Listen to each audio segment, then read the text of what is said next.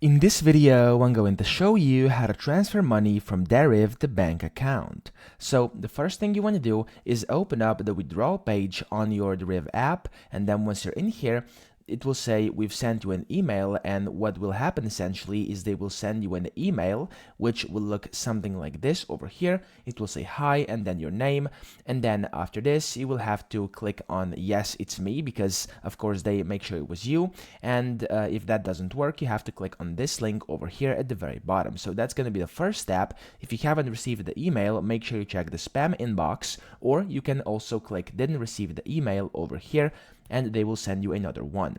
Now, once you do this, you'll be able to see this withdrawal page over here. You'll be able to see your current balance, your pending payouts, and then your available balance in USD.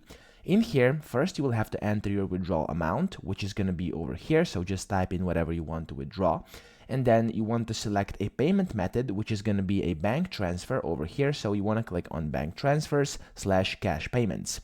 Click on that, and after that, you'll see another withdrawal page over here where you'll see the confirmation of everything. It will look something like that, and you want to basically just scroll down to the bottom where you have to put in your bank account information. So just put in your bank name, your national ID number, your beneficiary name, and the bank account number. And after you've done all this, you will have to put in some comments or instructions in case that's required. Usually you don't have to put in anything, and then you can simply click or press on request payout.